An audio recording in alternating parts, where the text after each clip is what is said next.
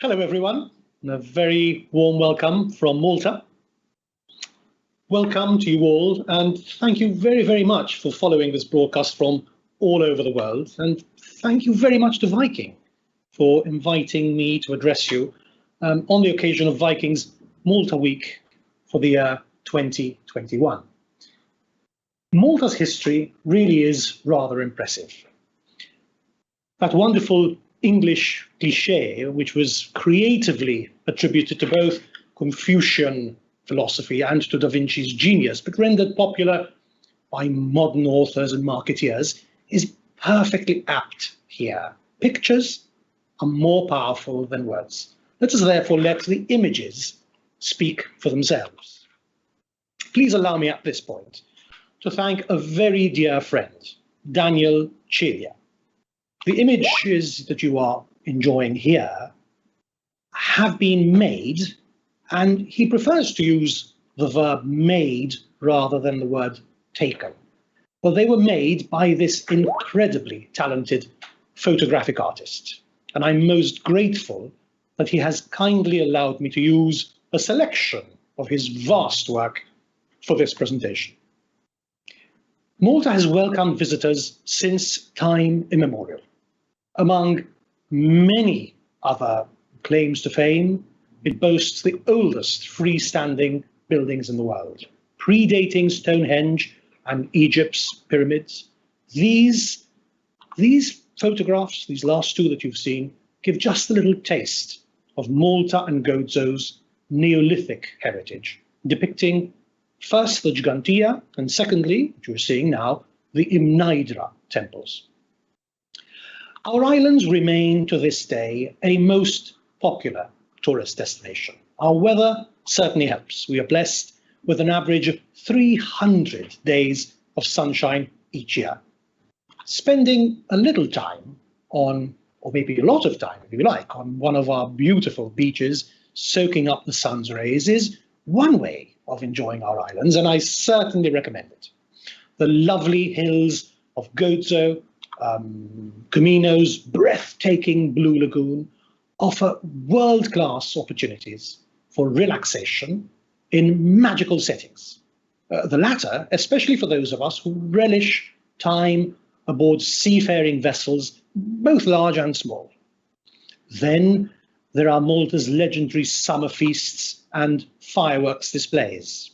Daniel Celia has managed to capture two spectacular moments in the latest annual festival. The first, we're seeing now, showing Valletta and its suburb Floriana, beautifully illuminated by a magnificent display, while this second one, which you should see there, shows a record-breaking 260 kilogram petard exploding spectacularly over the village of Zorir. You can see that in the sort of bottom left of your screen.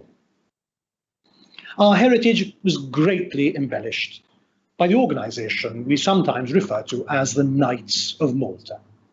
Many of us are familiar with some snippets of this history. The Great Siege of Malta and Grand Master de Valet's valiant stand against a marauding invader are ingrained in our popular memory, certainly here in Malta. And they've been immortalised in a great number of academic works, entertaining novels, and lately also in feature films. However, some of us have relatively little knowledge of what really inspired these knights in their work. And I suspect that fewer still realise that the Knights of Malta actually survived after they left our shores, devoting themselves nowadays to the care of the poor and the sick. The aim of my presentation, therefore, is to shed a little light on this particular aspect and to delve a little into our role in today's modern world. The Order of St. John of Jerusalem, nowadays known as the Order of Malta, traces its origins to a small confraternity of monks founded in Jerusalem towards the second half of the 11th century. Following the Benedictine rule, these monks, led by their Amalfitan founder, the Blessed Gerard, carried out their hospitable mission to assist pilgrims in a hospice dedicated to St. John the Baptist. Pope Pascal II, with his bulla, the papal bull, a papal edict, if you like, of the 15th of February, the year 1113, placed the confraternity directly under the protection of the Holy See, giving it the right to freely elect its leaders, thus transforming it into a fully formed religious order to all effects. This papal bull, named the Pie Postulatio Voluntatis, rather difficult Latin term, is the foundation upon which the sovereignty and independence of the order is built, and it provided a fundamental element for its further development.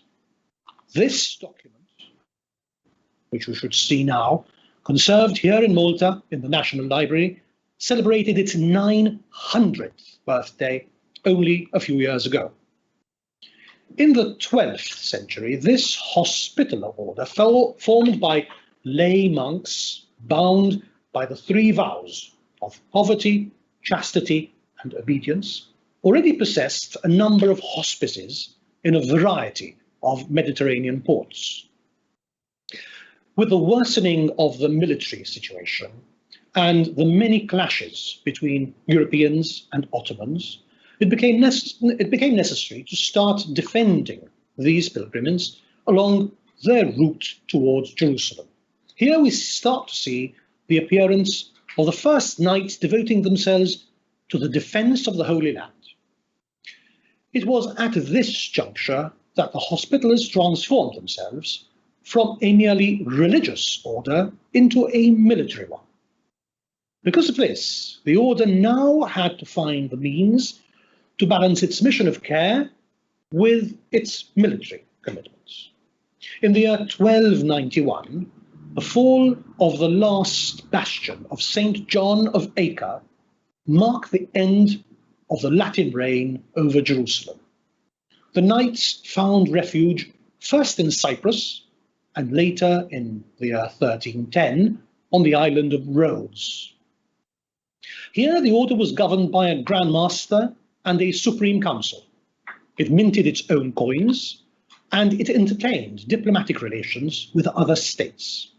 It controlled a very well-organized fleet with which it defended Christianity. We'll see on the next slide a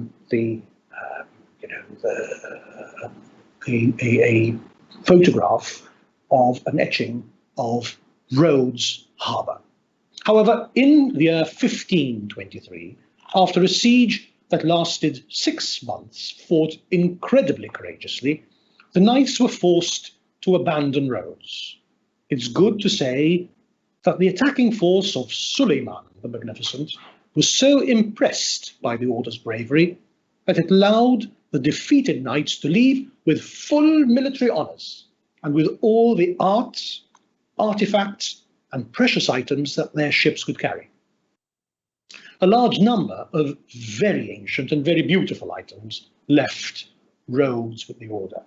Among them, the objects that they cherished most dearly, their three principal religious relics: the icon of Our Lady of Philermos, a piece of the True Cross, and the arm of St. John the Baptist. In the year 1530, Grand Master Fra Philippe de Villiers de l'Isle-Adam took possession of the islands of Malta, granted to the order by the Emperor Charles V. The order committed itself to remain neutral in wars amongst Christians, an important and extremely important factor for the future of the order almost 300 years later, as we shall see in a few minutes.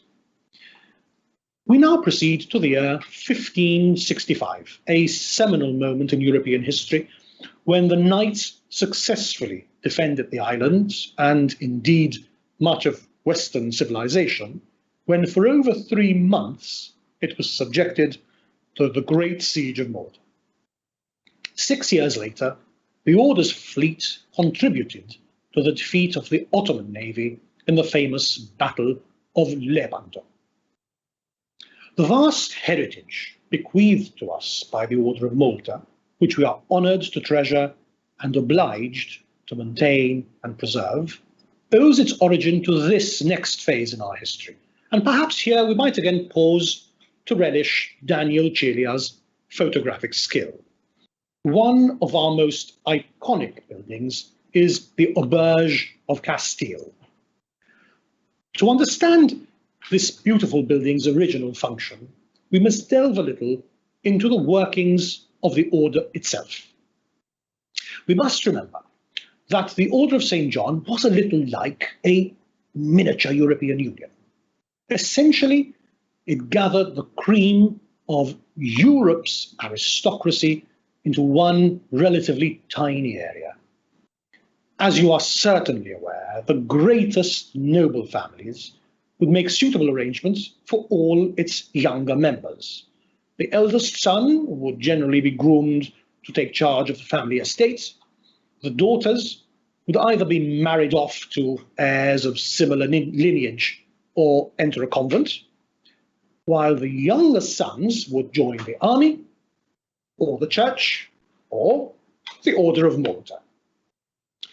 Those who chose the latter would come to our shores, bringing with them the artists, artisans, architects, to maintain their usual standards. And on the next slide, we will see a beautiful photograph of the inside of one of our auberges. Actually, this is a photograph of our palace, which we'll talk about in just a minute or two. Now, since they came from different parts of Europe, they would also group themselves according to their own languages or perhaps langues. The function of the auberges, therefore, was to offer accommodation to their respective countrymen for their first few years. Let's have another look at that first auberge, the Auberge of Castile. And now we can understand that this beautiful building housed members from the Iberian Kingdom of Castile. There were a number of others, seven other auberges for the 8 langues, and each of them would cater for the countrymen of their particular denomination. The Grand Master was the ultimate authority in Malta, housed in a palace, which we will see, in the very centre of the city. A brief glimpse inside shows us beautifully frescoed ceilings and corridors. So we'll go to the next slide. There we are. There's the beautiful frescoed ceiling and the corridors, and a ceremonial hall called the Sala del Gran Consiglio. Here on this next slide, we'll see the Sala del Gran Consiglio displaying Matteo Perez d'Aleccho's rendition of the Great Siege of Malta, and a chamber also next to that containing the incredibly beautiful tapestries commissioned by the Aragonese Grand Master Ramon Perellos y Rocafull. Yet the jewel in the crown must surely be what I consider to be one of the most beautiful churches Christendom has produced, the magnificent conventual church of St. John, which today serves as Malta's co-cathedral. No visit to our shores would be complete without a good look at this sublime temple. Yet, as they say, all good things come to an end. Let us therefore fast forward to the year 1798, when Malta's strategic position attracted the attention of a certain General Bonaparte, who occupied the islands during his Egyptian campaign. The Knights were forced to abandon Malta without offering any resistance at all. The Treaty of Amiens of the year 1802, which reaffirmed the Order's sovereignty over Malta, was never applied. Now deprived of territory, the Order sought refuge at the court of one of its protectors, the Tsar Paul I. This most eccentric of monarchs proclaimed himself Grand Master though he was neither Catholic nor celibate. There's no doubt that it is thanks to him and thanks to his generosity that the order survived. When he was assassinated by conspirators a few years later, the order found itself homeless once again, their saviour this time being no other than His Holiness the Pope himself, and they established their headquarters in Rome in the year 1834. The great irony in all of this is most surprising. The event that should have marked the end of the order, the dramatic loss of the islands of Malta, led instead to the start of its true rebirth. Relieved of the strains of temporal government and military commitments, the Knights were truly able, for the first time in centuries, to dedicate themselves entirely to their original calling, the provision of service to the sick and the poor. There are entire libraries which discuss the order as a historic entity. The palaces, the auberges and the churches spread everywhere here in Malta, and a selection of which we've seen, provide an impressive testimony to this. As we said earlier, many, if not all of us, have heard about the Crusades and the lives of warrior monks. The famous French historian and philosopher Voltaire is recorded as saying, "Rien est plus connu que le siège de Malte." Nothing is better known than the siege of Malta. It would be important, however, to remember that this history is simply a base upon which is founded all that the Order of Malta does today. And it is on this that I would like to dedicate the rest of my presentation. The Order of Malta is a religious order of the Catholic Church, but it is also a sovereign subject of international law, neutral, impartial, and apolitical, by vocation and by consolidated diplomatic praxis. On the operational level, the order today is a global articulated structure providing professional humanitarian assistance. Our 14,000 members, our 80,000 permanent volunteers, our qualified staff of 25,000 professionals, mainly medical, paramedical, and social personnel, and our various peripheral volunteer organizations around the globe, together form an interventional network that ranges from hospitalo activities to the provisioning of medical supplies, from emergency aid to victims of war or of famine, to rapid intervention in areas affected by natural disasters. Our projects, which are conducted either autonomously or within the ambit of agreements with governments and international agencies, have been developed in over 120 countries all over the world. The Order funds, manages, or runs hundreds of medical centres, 20 hospitals, 33 ambulance corps, 110 residential care homes for the elderly, 1,500 dispensaries, and many hundreds of first aid posts, among others. Today, the Order entertains bilateral diplomatic relations with 110 states. This institutional dimension is a vital and tangible tool with which the Order carries out its mission, and it provides an indispensable backdrop for our humanitarian actions. We operate permanent missions within the principal international organizations, among which we find the European Union, the United Nations, and their specialized agencies.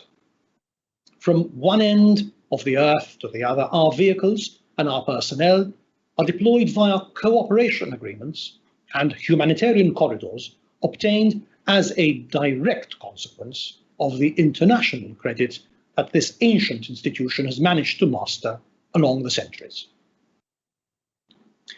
Please allow me now to illustrate a few examples of those humanitarian activities that characterize our global interventions.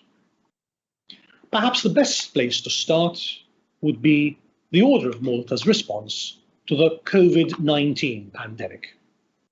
The very first European country to experience a significant outbreak at the start of the pandemic was Italy. The Corpo Italiano di Soccorso dell'Ordine di Malta was ideally placed to provide assistance throughout the country, operating on a national level in contrast to the Italian National Health Service, which is organised regionally. The Order of Malta was thus able to provide a uniform service all over the peninsula, focusing first on the northern regions, with volunteers manning temperature monitoring checkpoints in airports and in pedestrian areas such as the Vatican City. This evolved into a far more complex operation, with the commissioning of a specialised hospital in the Fiera di Milano, providing one of the largest COVID intensive care facilities in Europe at the time, receiving the most severe coronavirus cases from overwhelmed hospitals in Lombardy. Similar projects were rolled out in other regions, including the setting up of field hospitals and a hospital ship in the port of Genoa. Initiatives of this nature were actioned in Germany, France, Hungary, Poland, and others, all areas where the Order of Malta runs hospitals and medical centres. In a further effort to promote education around the world, in collaboration with the British think tank Forward Thinking, the Order of Malta launched an online doctor-to-doctor platform. And we'll move to the next slide, which shows a little bit more about this. And this connects experts. The idea was to connect experts in the field of infectious diseases, epidemiology, and emergency medicine with policymakers from a variety of different countries in Europe, Asia, the Middle East, and Africa, to provide a better understanding of the virus and the treatment of patients. In the Middle East, especially in Lebanon and in Palestine, mobile medical units are up and running in the most remote areas, in close collaboration with the municipalities. And we have heightened our activities in Syria by distributing more water and hygiene articles, and by helping to repair the very poor sanitation structure in the camps and informal settlements. We distributed masks and hydroalcoholic disinfectants in Asian countries such as Thailand and Bangladesh, and combined this with a large-scale educational campaign.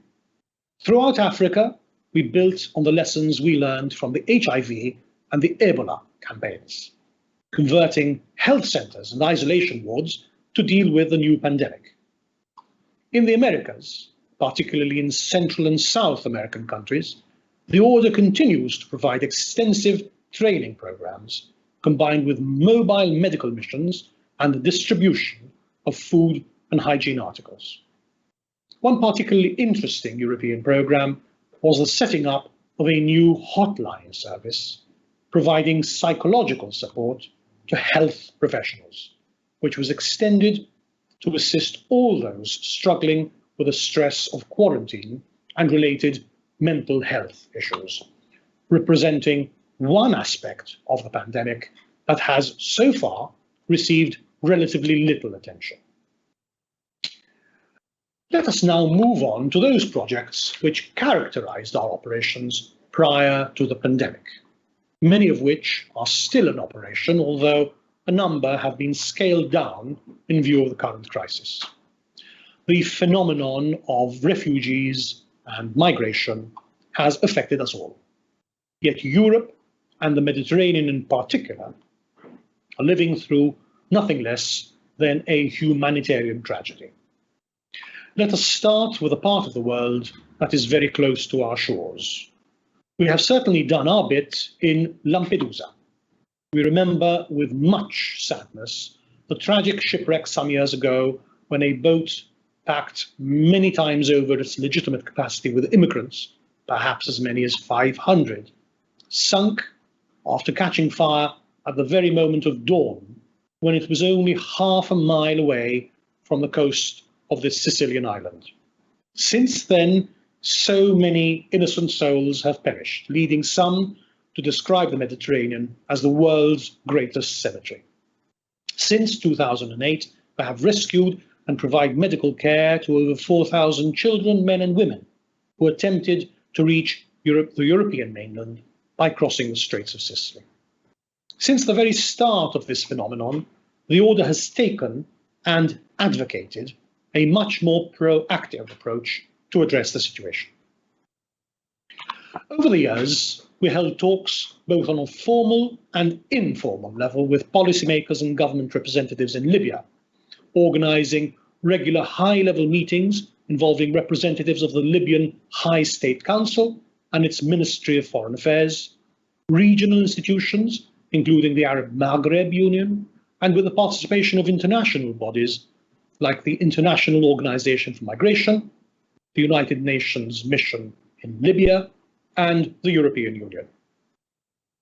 This is exactly the type of intervention that the Order of Malta is ideally placed for, given that we have neither citizens nor territory to protect, and considering that, as I said earlier, we are neutral, impartial, and apolitical, our organisation is perfectly suited to bring together groups and factions in an effort to find common ground and reach diplomatic solutions to complex multinational scenarios. Having said that, we are also very much a boots-on-the-ground organisation. And here are a few examples. Let's remain in Italy for the moment. Many of you will remember the terrible earthquake that struck the Italian city of Amatrice some years ago, with a loss of around 300 lives, rendering almost 2,000 persons homeless. The Order of Malta's Italian Relief Corps deployed 70 volunteers who were on location within only a few hours of the earthquake, rendering immediate assistance to the search and rescue efforts, including the provision of a canine rescue unit and a team of medical evacuation specialists. We assisted in the distribution of emergency pharmaceuticals and manned an emergency first aid post on a 24-hour basis for the duration of the initial phase of the operation. As the rescue phase grew to a close, the secondary priorities reached the focal point: the provision of psychological assistance to those who had lost family, friends, and property. And all this in combination with the supply of emergency housing for those families who had nowhere to live. This was the final and longest phase of the operation, enduring until the completion of the reconstruction or relocation efforts. Another example is our work in the Holy Land, where we have run the maternity hospital, appropriately dedicated to the Holy Family, for almost 30 years. It is an oasis of peace in the dramatic instability of that area. And it is a place that is particularly close to our hearts, both because it is the cradle of Christianity, but also because it represents a return to our very roots. Since 1990, over 50,000 children have been born in our care, in a place of the world where sanitary care is really extremely scarce.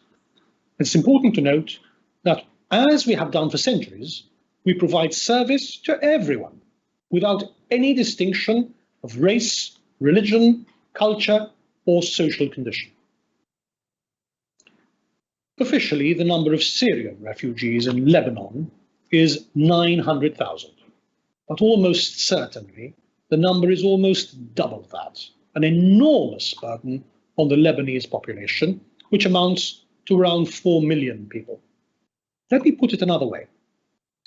In North Lebanon, out of every 3 persons, 1 is a Syrian refugee. Around half of these refugees are concentrated in the north of the country, in the area covered by the medical centre of Khaldir, which the Order has run since the year 1986, together with a congregation of the Antonine Sisters, just a few kilometres from the Syrian border. This territory, recently ravaged by the devastating explosion in Beirut, and which is crucial for peace in the Middle East, is served by 11 medical centres run by the Order of Malta.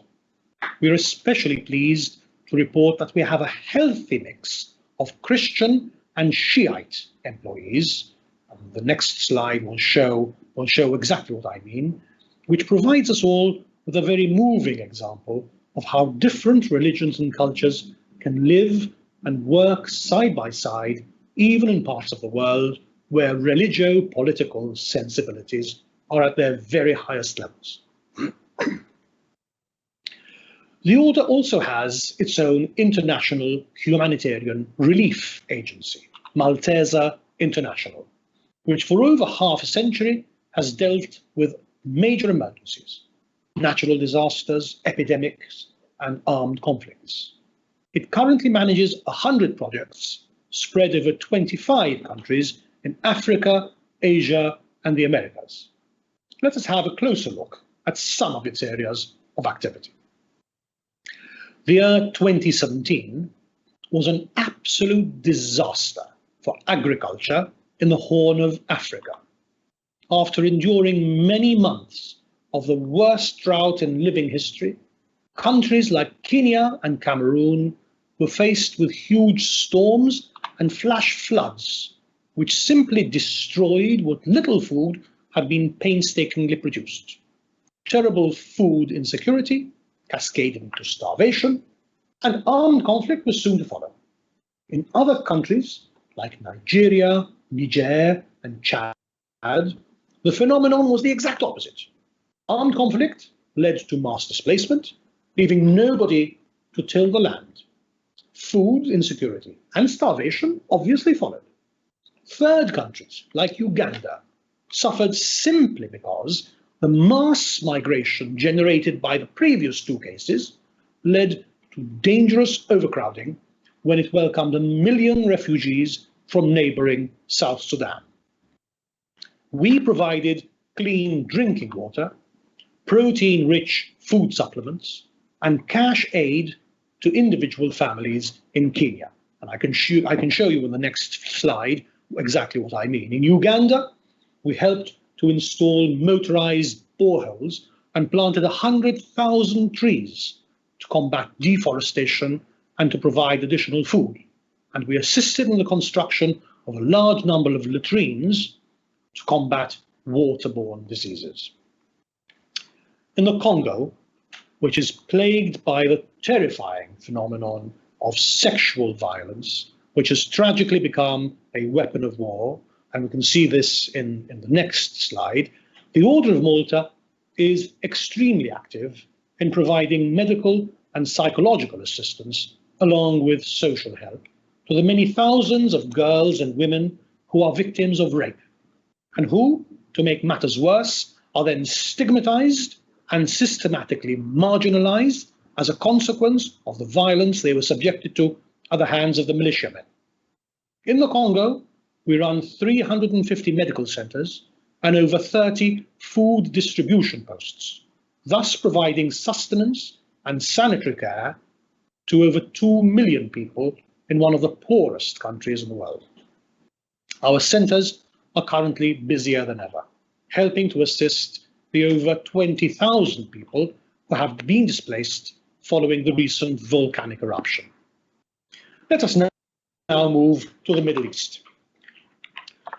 The past years have seen an ebb and flow in the level of hostilities in the Syrian civil war, with the so-called de-escalation zones occasionally providing some form of relief.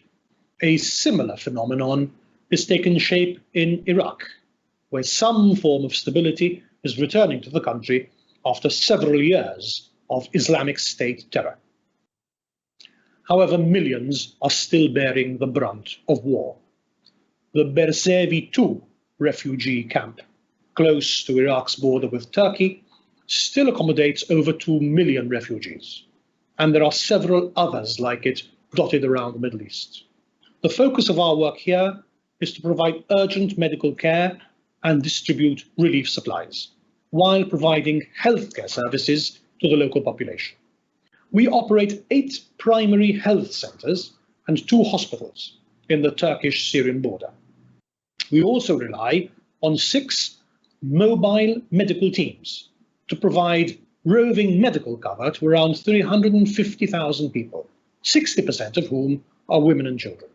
Of course, the long-term aim is to support the development of permanent healthcare systems in these countries, assisting them on the long and sometimes tortuous road to normality. The challenges are compounded by the emergence of regional warlords and endemic corruption, not to mention the dangers posed by the not infrequent attacks on aid workers.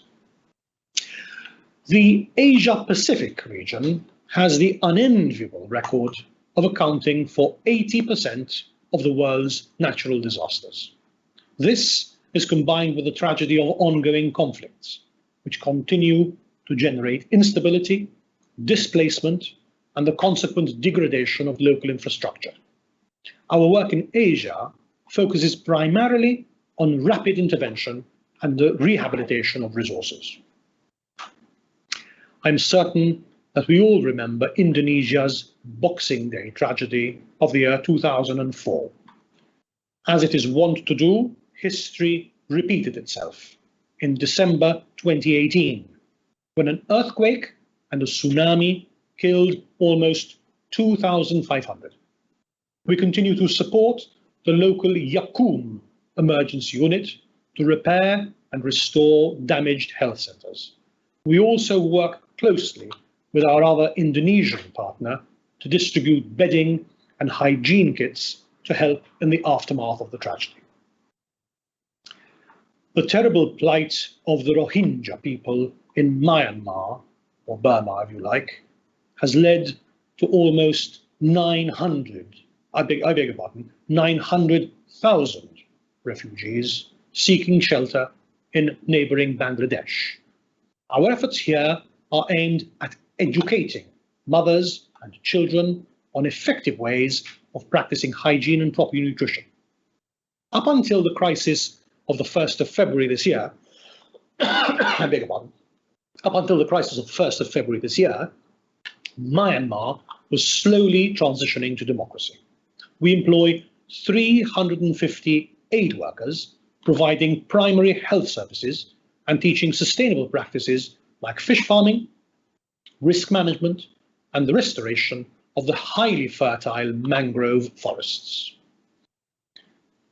Sadly, the recent military coup threatens to derail whatever progress was achieved thus far.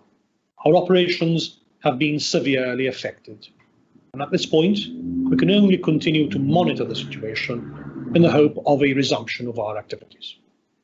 Even more sadly, large areas of the huge Rohingya refugee camp in Bangladesh were destroyed in a devastating fire only a few weeks ago this March, with over 500 persons killed or injured, and again displacing around 45,000, tearing families apart in the process. We are doing all we can to help reunite children with their parents and provide physical and psychological support. Maltese International is also very active in America, naturally with a focus on Central and South America. Flooding in Peru, back-to-back earthquakes in Mexico, and a string of hurricanes in the Caribbean have certainly kept us busy. Here again, we dwell on education as a tool for long-term development. In Colombia, we recently held a training program for around 100 small landholders, teaching them best practice in sustainable cultivation methods. The aim is for this to be a seed project, do pardon the pun, where the trainees can diffuse this knowledge to a much larger audience around the area. We carried out a similar project in Haiti, developing the use of the moringa tree. This tree is indigenous, it's fast growing, it's drought resistant, it produces leaves and pods which are highly nutritious, it has water purification properties, and it is widely used locally in traditional medicine. What better tree than that? Another acute crisis has been created by the economic collapse of Venezuela, where thousands of refugees are cared for by our teams in neighbouring countries like Colombia, with the aim of providing medical checkups, therapeutic food supplements, and the provision of materials to enable people to lead dignified lives. We are, of course, also extremely active in Europe. In Great Britain, we manage a number of care homes for the elderly.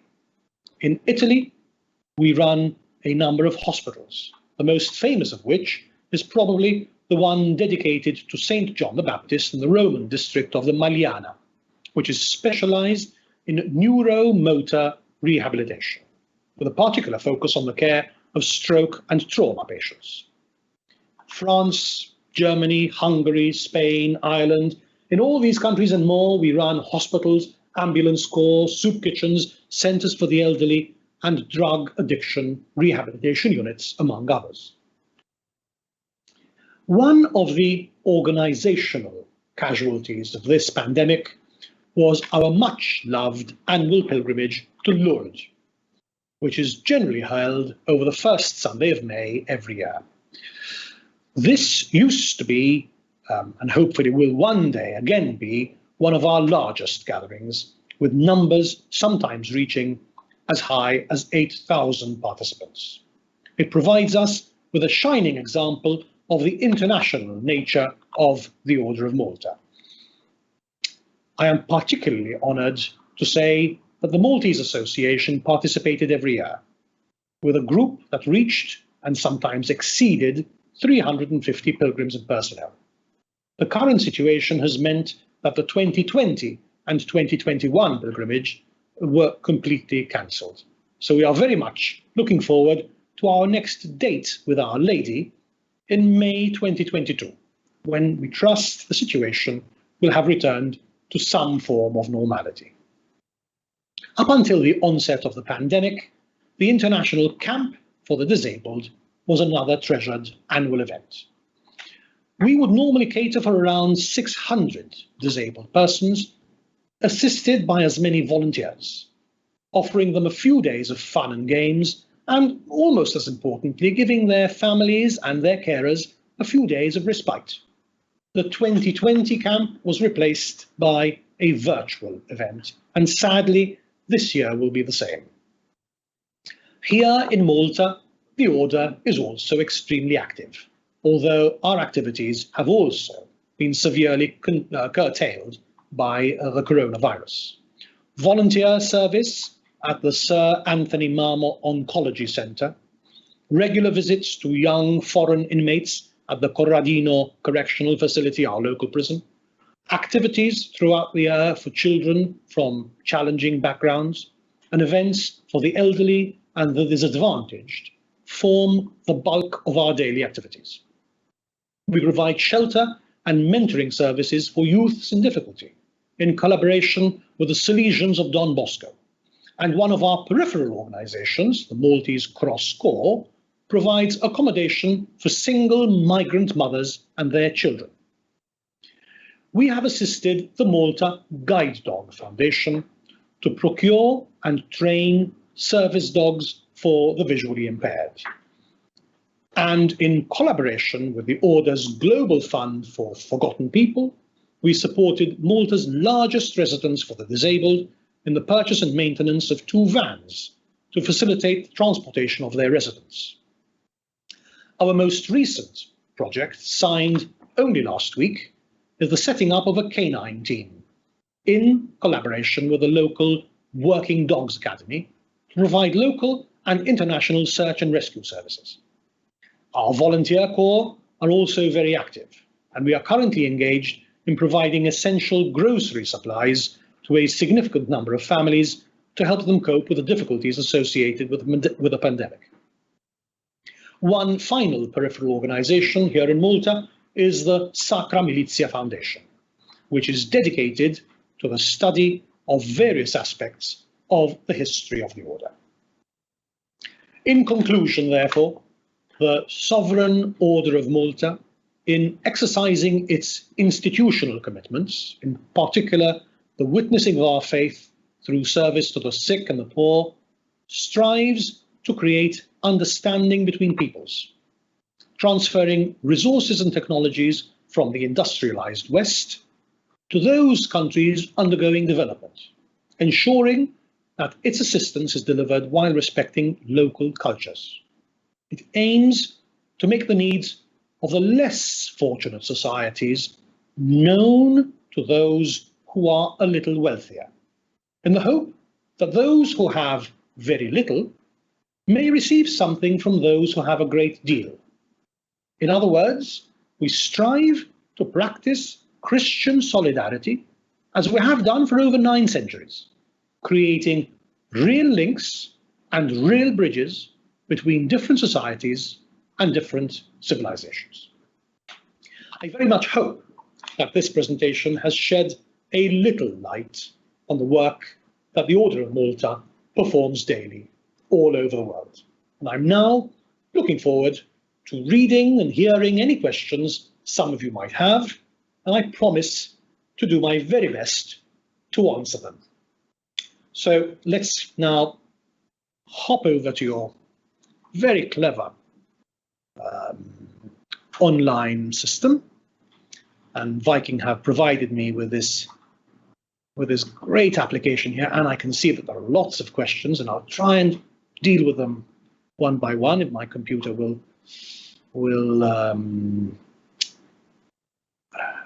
allow me to. Here we are.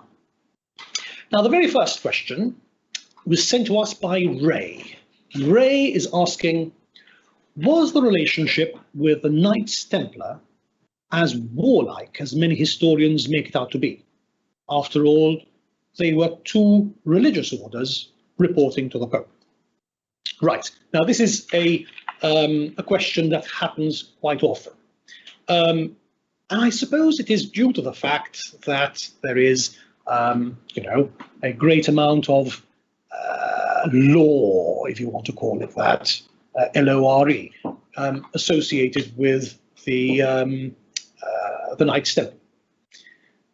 Well, back in the day, there were a number of religious orders, a number of military orders. We can still trace a number of them. So I can think of the Order of the Holy Sepulchre, obviously the Order of Malta, the Knights Hospitaller, the Knights Templar, the Order of St. Lazarus, the Teutonic Knight. All of these were military orders which were founded in Jerusalem at pretty much the same sort of time. Some of them have disappeared completely. The one that has most certainly disappeared entirely is the Order of the Templars. When we say it's disappeared entirely, perhaps that's not entirely correct.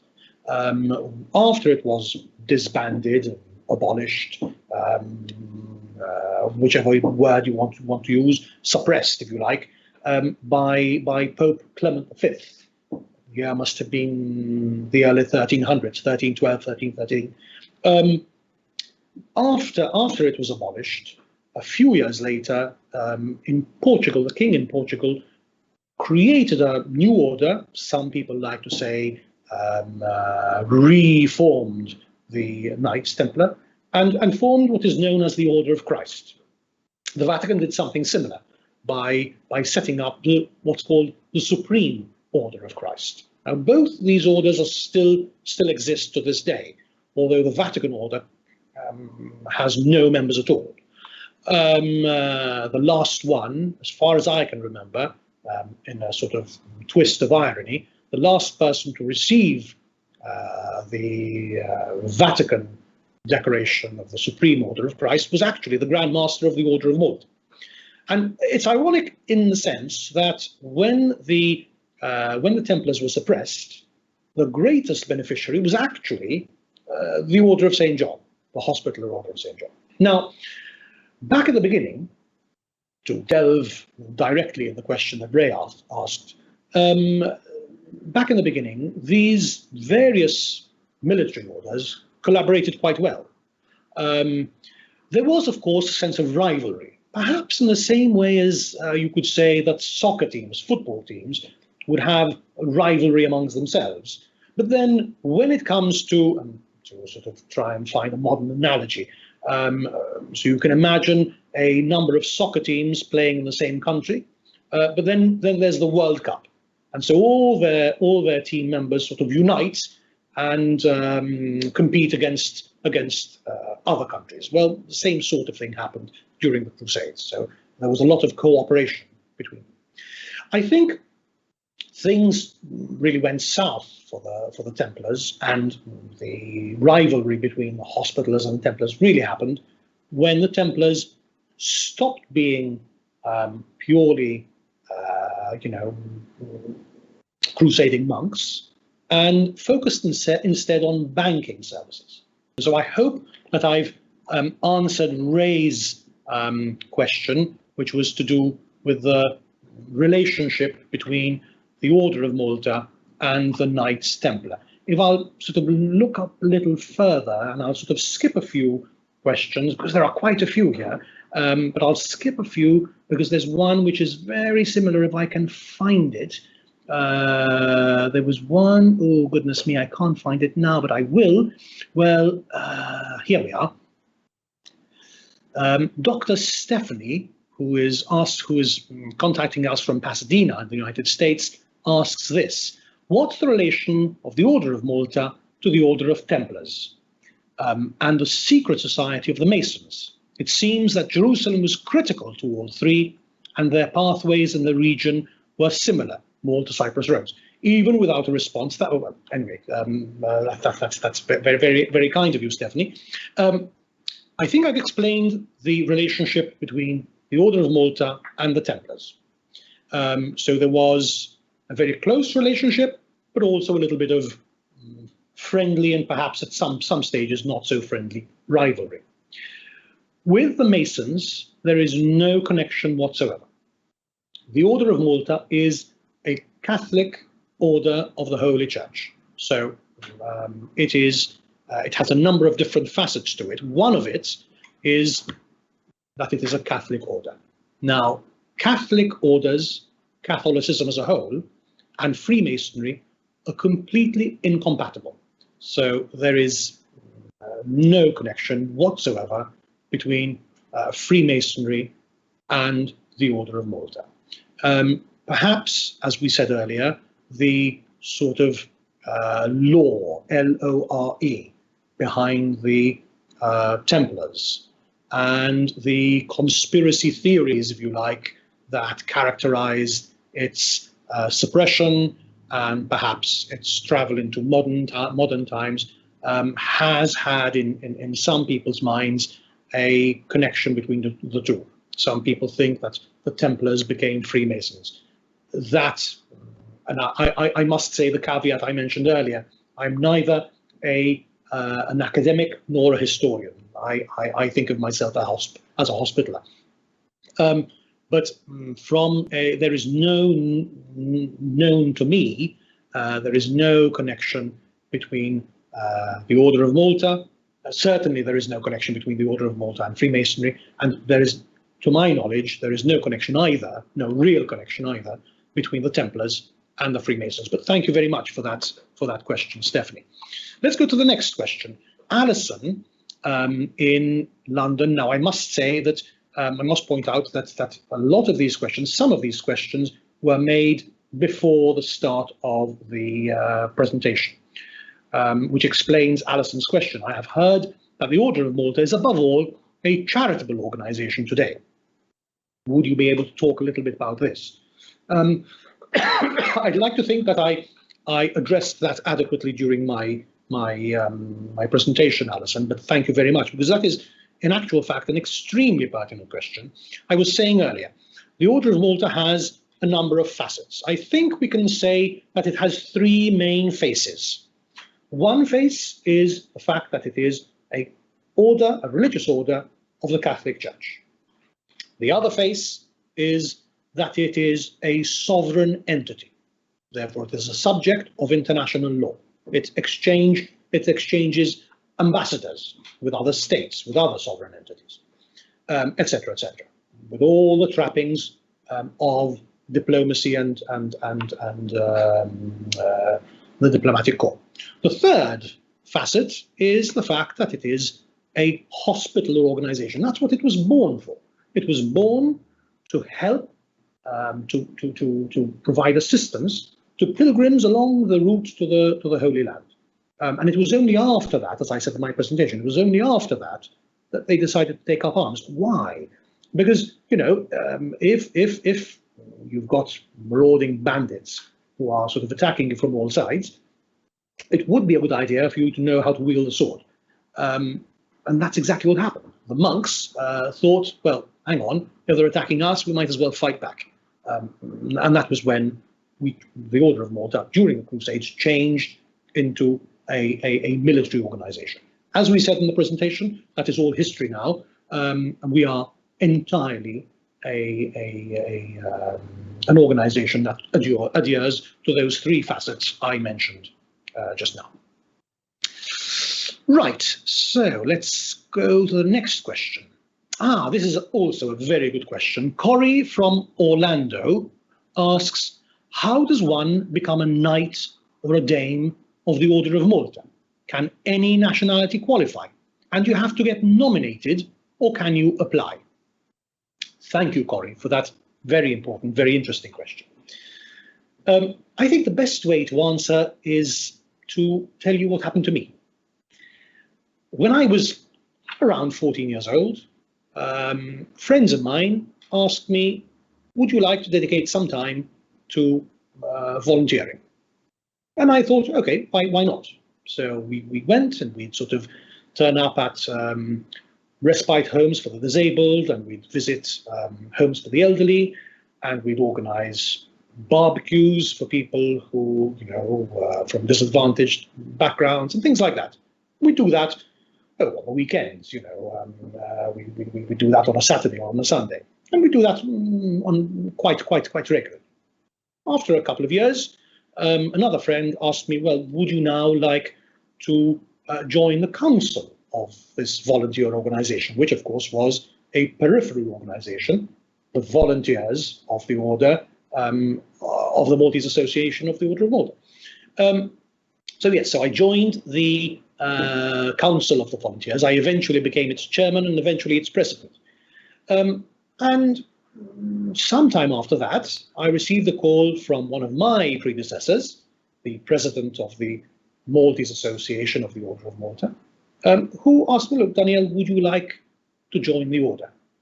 I was extremely flattered, and I accepted. Why am I saying this?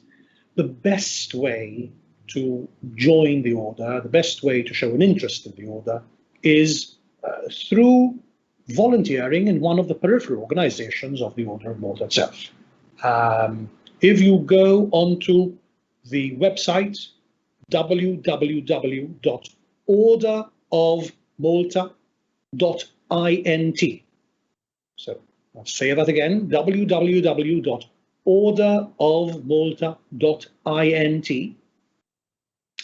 That will show you, if you sort of navigate your way through it, will show you the areas where the order is active. And you will find, if you persist, you will find the address and perhaps the email address of the organization of the Order of Malta that is closest to you.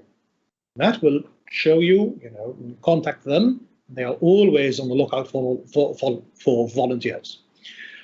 The question one should ask oneself is, why would you like to join the Order of Malta?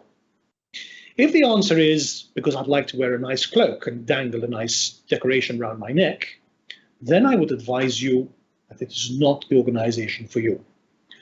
The Order of Malta is, as I said earlier, this entity that has a number of different facets, all of equal importance, one of them being the desire. I'll use the word, but with a small, with a lowercase first letter, with a lowercase v. You require a vocation to join the order. It's not something that you join in the same way as you join a club. You really are making a life-changing commitment. Now, if you feel that that is your calling, great. If it is simply because you think that the uniform looks nice, then I think you might be on the wrong track. But thank you very much, because that is really, really very important. You also asked, can any nationality qualify? yes, indeed. We are present in 120 countries around the world. We certainly welcome all individuals. There is two perhaps, requirements. The first one is what I said. You need to really have a genuine desire to help the sick and poor. But the second thing is you need to be a Roman Catholic. As I said, the Order of Malta is a Catholic order of the Church and therefore is open to Roman Catholics. The third question you asked, Corey, was do you have to be nominated or can you apply? There are different scenarios in different countries. In Malta, generally it's by nomination, but the nomination normally happens, we generally pick our members through the volunteers. In other countries, there is a process of application. The next question is from Gay in Gros Point, who asks, when I was in Malta, they told us that the old steps in Valletta were so wide and so deep and not very high to allow the knights to slowly straddle up them with all their heavy armour. Is this so? Well, I think it certainly helped. If you were wearing a suit of armour, it certainly helped. If you had slow steps to sort of climb up the hill.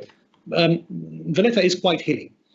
But I suspect that if you were a lady with a large dress, I think it would also be helpful if the steps were not too high.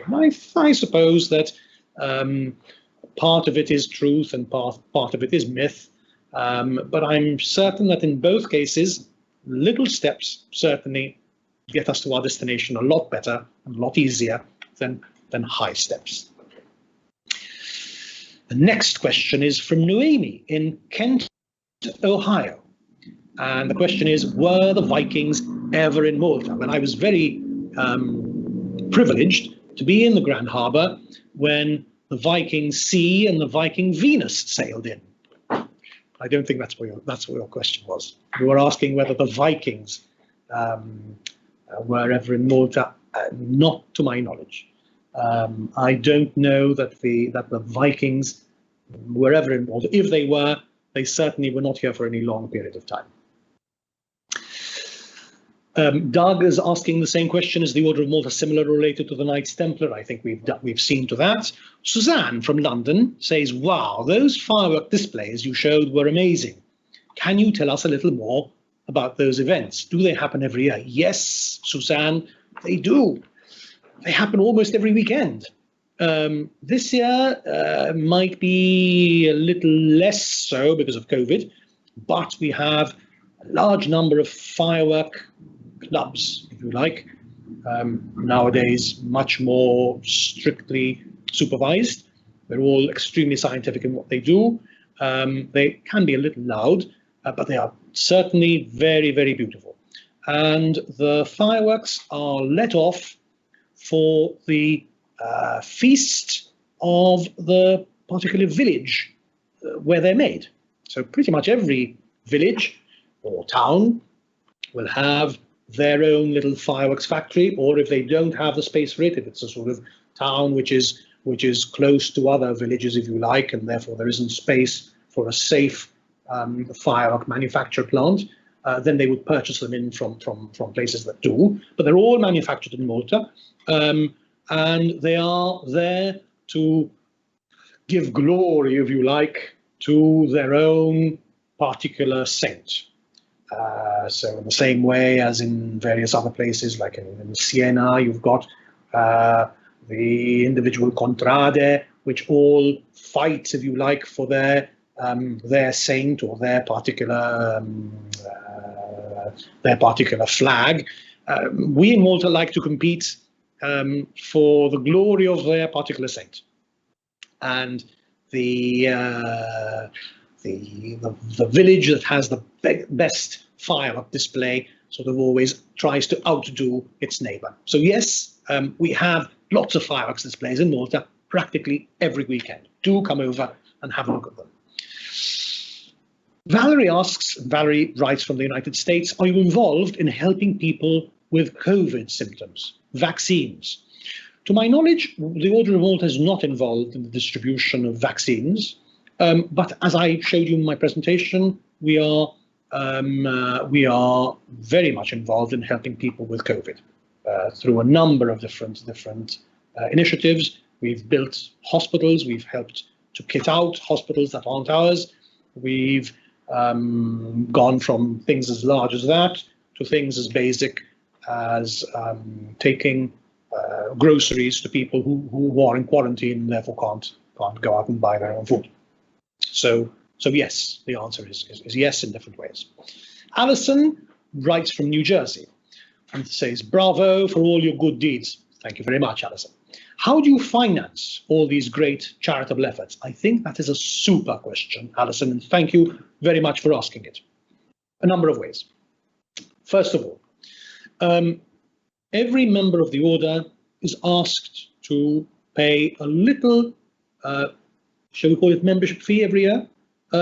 You would pay far more for your country club, I can assure you. It's a small donation that goes to the order itself. Why? Because we feel that charitable donations, whenever we go out and ask people to help us finance a project, we make entirely certain that every cent is channeled to the project itself. Other organizations who do wonderful work, please don't misinterpret me, I'm not trying to put other organizations down whatsoever, but the Order of Malta will take nothing from charitable donations which are aimed at a particular project. We like to make sure that the administration of the organization itself is all paid for by members' membership fees. Therefore, all the membership fees will go towards paying for our secretaries, for our headquarters, for the running of the organization itself, payment for, I don't know, paying for the water, electricity, maintaining the building, etc., etc.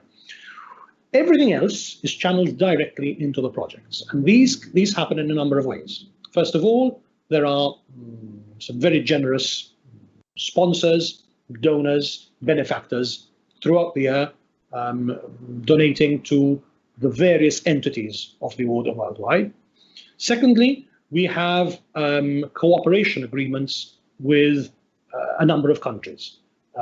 Germany, for example, is a very large donor to the Order of Malta because it realizes the fact that organizations which are channeled, which are directly focused on what they do, tend to do the job better.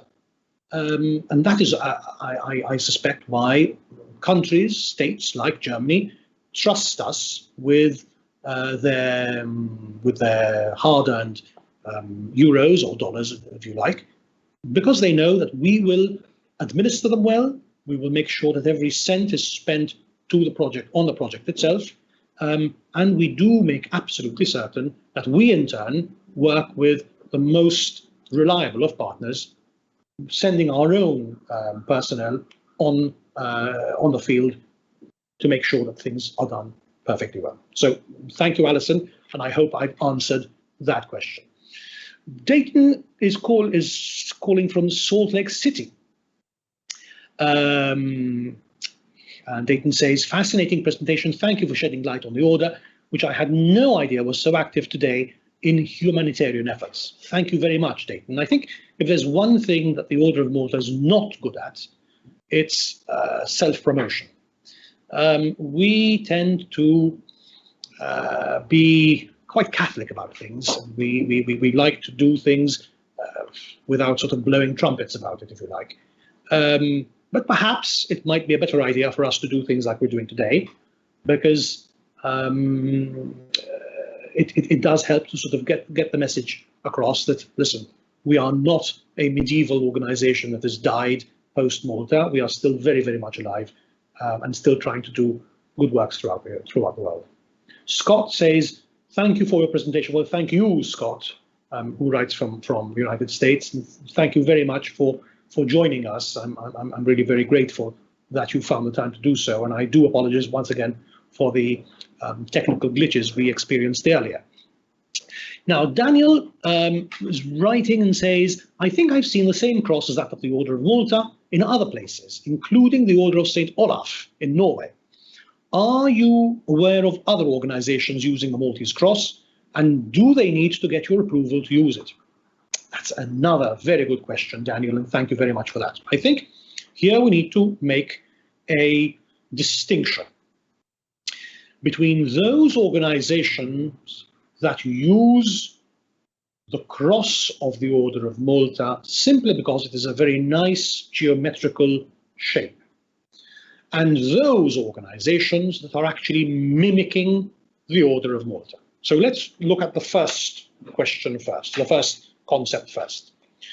The Order of Malta's cross, so the cross that is now known heraldically as the Maltese cross. So you know the one with 8 points, sort of 4 V's that sort of interact like that and forming that lovely geometrical cross. That actually did not belong to the Order of St. John to begin with. How did we start using it? It started off because that 8-pointed cross was actually the symbol of Amalfi. So the flag of Amalfi was a white Maltese cross, a white 8-pointed cross. At that point, it was not called the Maltese cross at all. So the white 8-pointed cross on a blue field.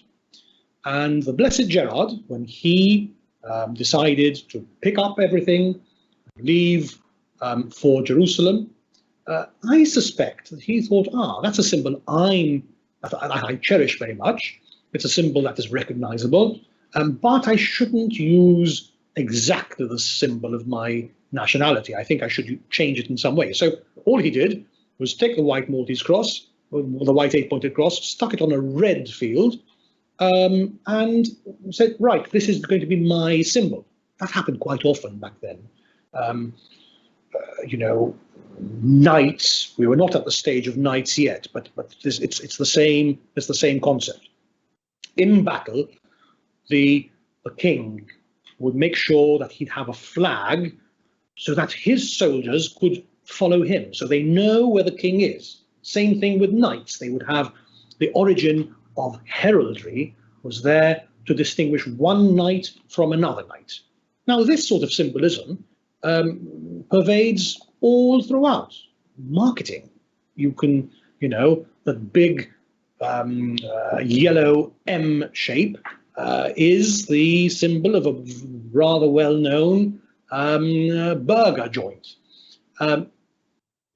If you're sort of walking through a town or a village and you've sort of cut your finger and you need a bit of plaster, or you've got a headache and you need a couple of aspirins or whatever it is, you generally look around for that green sort of Latin cross, and that is the symbol of a pharmacy. Well, Blessed Gerard back then thought, well, I'll use this symbol so that everyone knows where I am. And his organization was so successful that he established himself in a number of Mediterranean ports.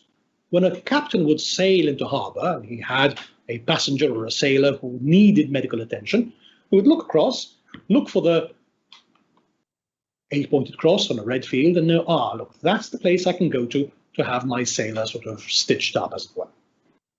So that's the first part of it. There are many organizations, many nationalities that use what is now known as the Maltese cross in their various decorations, in their orders of chivalry, in a number of other things.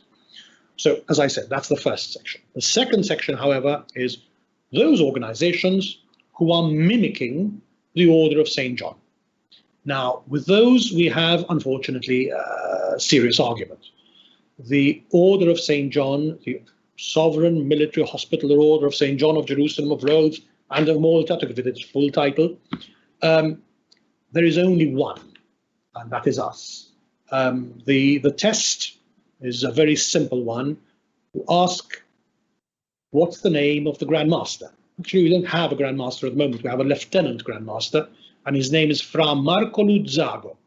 Now, if the answer is anything other than that, some sort of fabulous prince who claims to be, or pseudo-prince sometimes, who claims to be the Grand Master of the Order of Malta, I'm afraid it's not him. We, the organisation that is recognised by the Holy See, that has diplomatic recognition with, as I said, 110 countries worldwide, there's only one, and that's us. Now, there are other organisations, the Venerable Order of St. John, which is present in the United Kingdom, and the Johanniter orders, which are present generally in Scandinavian countries, but Northern Europe essentially, are orders which fly the same sort of flag. And with those, we have a reciprocal arrangement. We have very, very friendly relations, and those are perfectly bona fide. But some others, unfortunately, are, for their own reasons, imitating the Order of Malta. And I would be very careful before sort of making any connection with these sorts of organizations. Sherman writes from Los Angeles and says, your presentation is an eye-opener. Thank you very much, Sherman. Why has the Order of Malta received almost no coverage in American news media? Do you have a public relations program of any sort? As I said earlier, one of our faults as the Order of Malta is that perhaps we need to do our own marketing a little better. And thank you very much for that, Sherman. Charles writes from Stratford in the United States. How did the fine Baroque buildings, which Knight built, survive the second siege in World War II? Yet the 19th century opera house in Valletta did not manage to survive. Well, the short answer, Charles, is sadly, not all the fine Baroque buildings survived. We had 7, I think it was 7, auberges.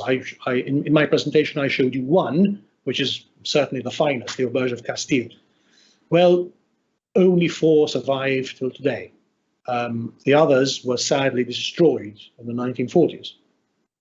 The city of Senglia was ravaged in pretty much one afternoon. A ship was moored by Senglia. It was attacked. The entire city of Senglia, a beautiful Baroque city, was flattened pretty much in an afternoon. And ironically, when all the dust settled, the ship was still there perfectly happily. Well, perhaps not perfectly happily, but still floating. So, Charles, the short answer is some of them did, but many of them sadly did not.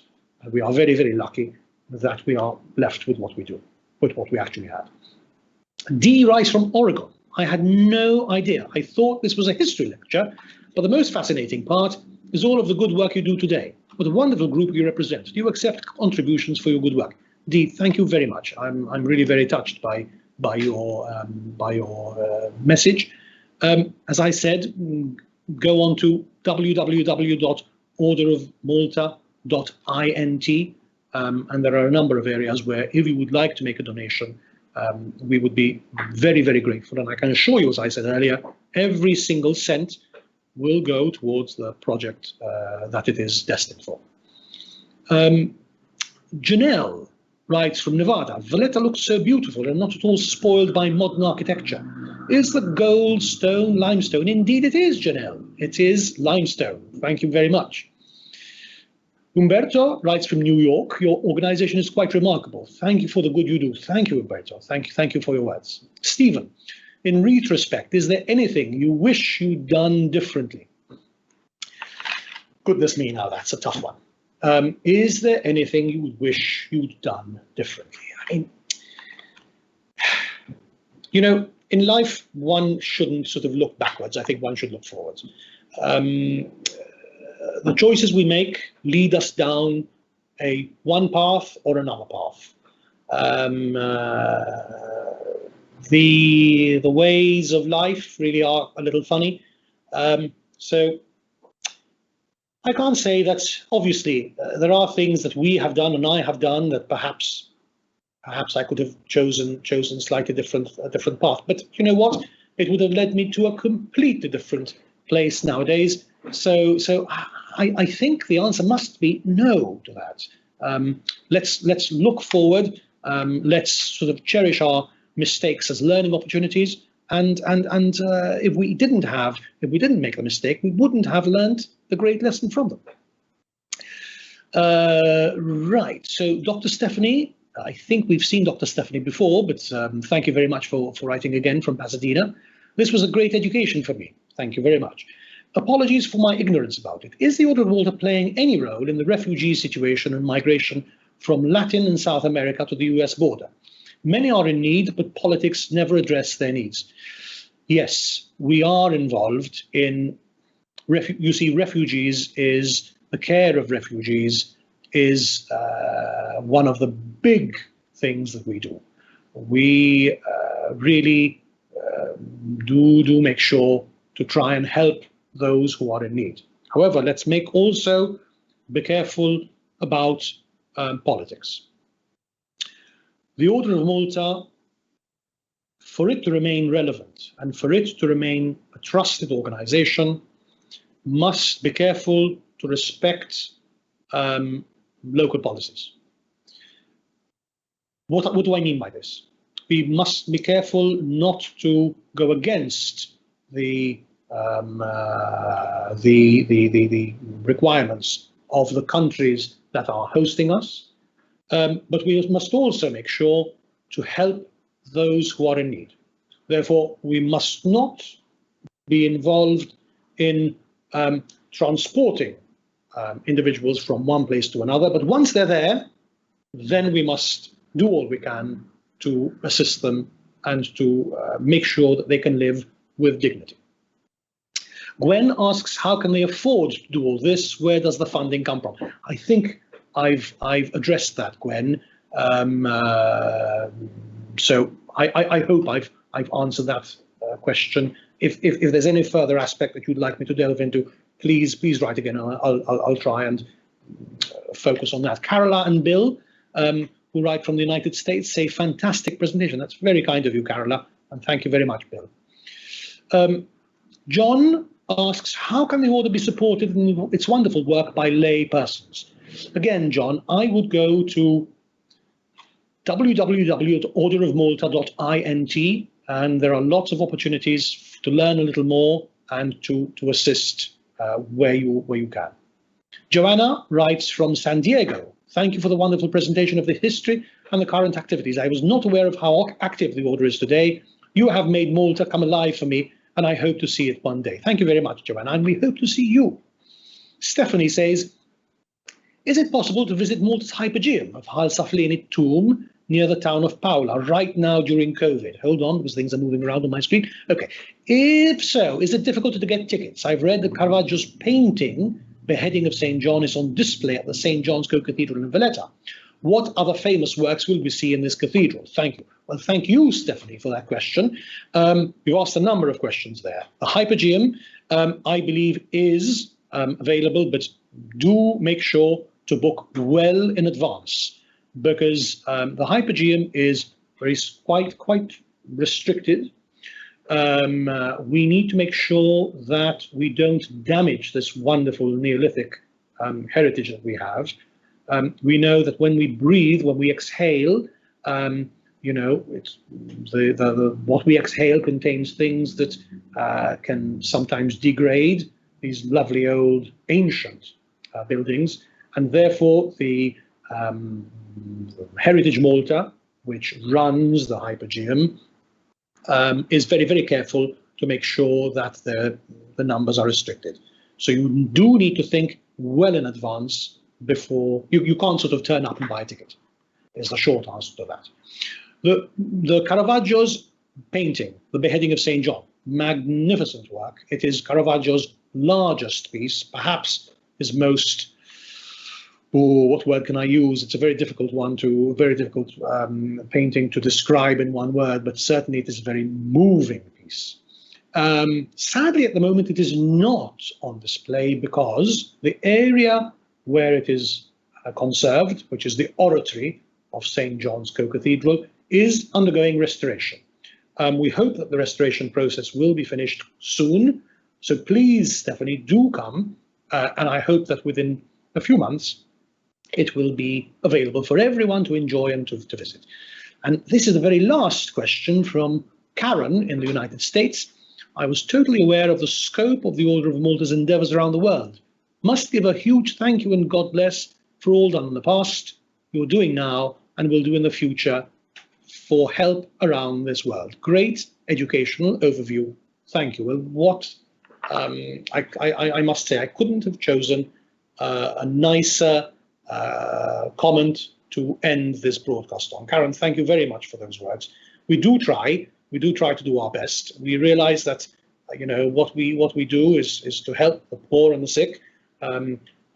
We do have that calling. We try to do our best to help those in need, and that's what we do.